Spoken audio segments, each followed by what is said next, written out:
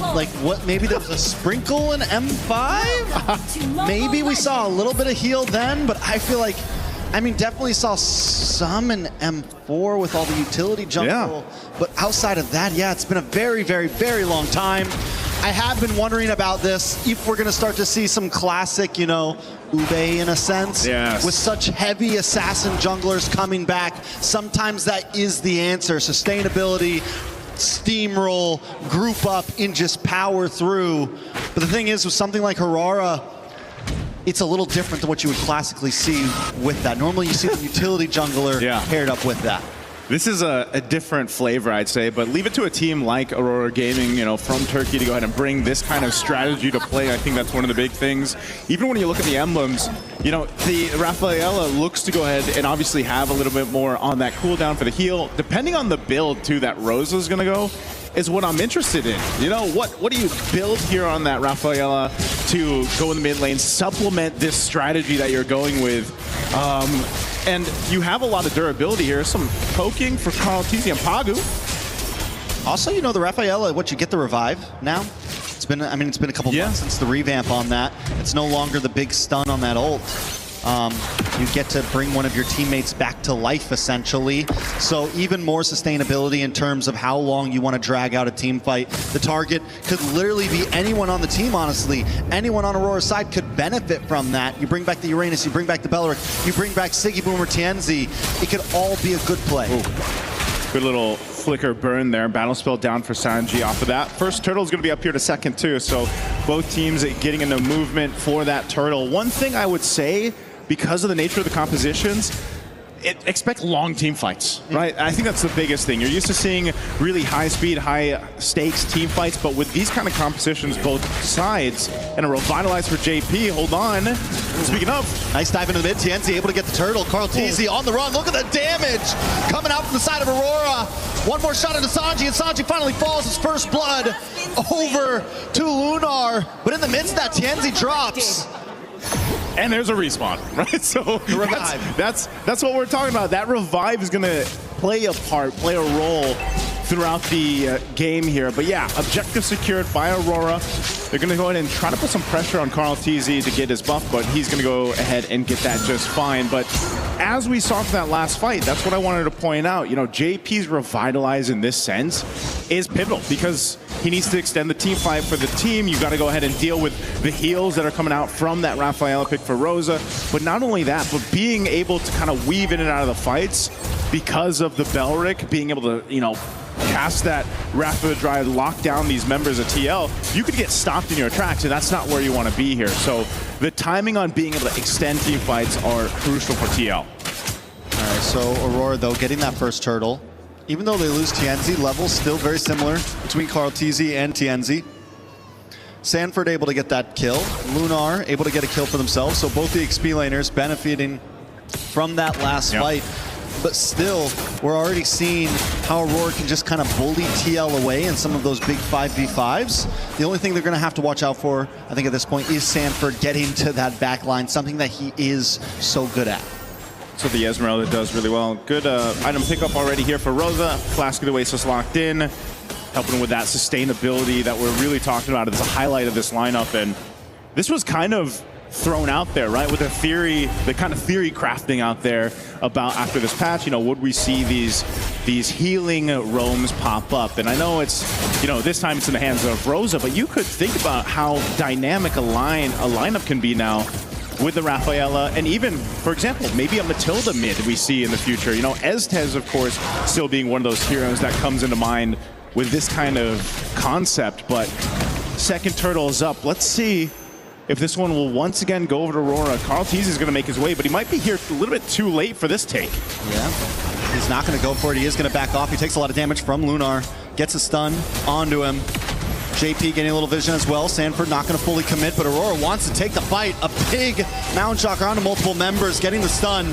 Aurora decides not to go for this orange buff. They are going to back off. This is one of those things, Trex, where it's like, okay, Team Liquid knows the play here with this type of, you know, your claw needs to go ahead and build up. You got to get those items here. Good flicker burnt. They have to choose their fights really carefully, and that's one of the difficult things. You can play off the Eudora, that stun that you get packed in. Even the Fork Lightning is great, you know, good for poking, but you're essentially, to get a kill for Team Liquid isn't the main focus right now. They need to go ahead and just let them scale themselves up on this kind of lineup.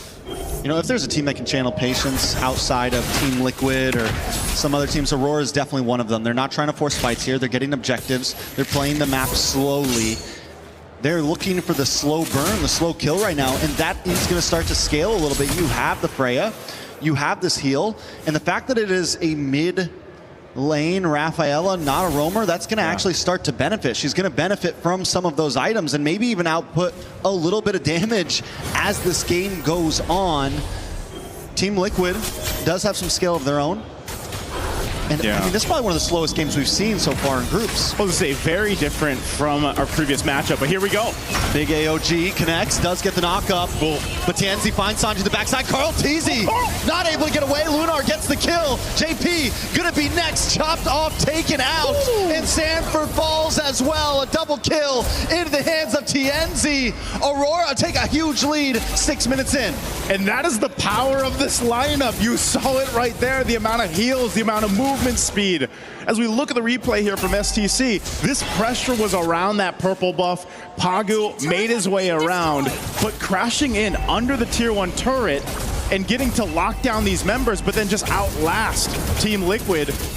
That's what the power play is for this kind of composition. This is why it ends up working out. You can see the men behind it for this one. This concept is working for Aurora as they get now the third and last turtle of this game. This is what I mean when I say we are just unpacking the meta. Yeah. The layers are still peeling off right now, and we still got a long way to go till we figure out exactly what is what, and Coach Midnight's showing it right now.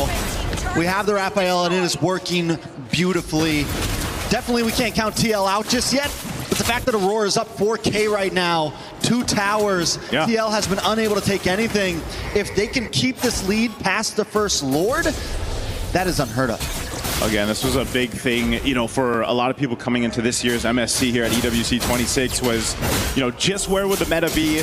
How would the current contenders for that championship and the defending champions themselves adapt to a meta that's quite different, right? Just from last year alone, just from a few months ago for a lot of people. And it's already showing here. Oh, no. Oh, no escape from that one. Teddy will go down. Aurora looking for new targets now into the mid side. Carl Teasy just wants to get his camps, but Aurora want more. They want to come for this tower wave, crashing down the mid, and look at the grab. A lot of damage on a TL. Into the backside, Aurora able to push Sanji away, and Siggy Boom locks on. JP falls as well. Aurora is relentless on this mid lane.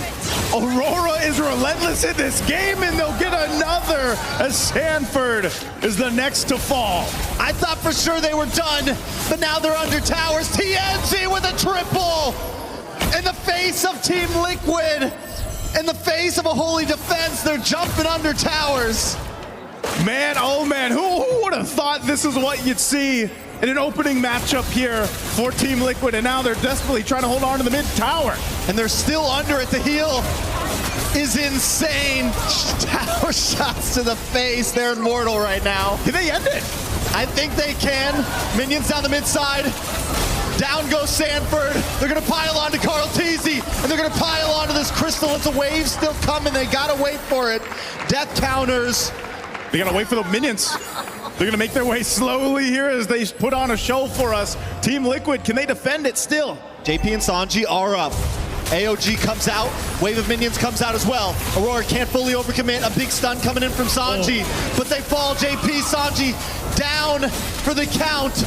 Aurora Gaming don't want to waste any time. Sanford dives in with a fallen Star Moon. It's another wave coming. Will Aurora stay here?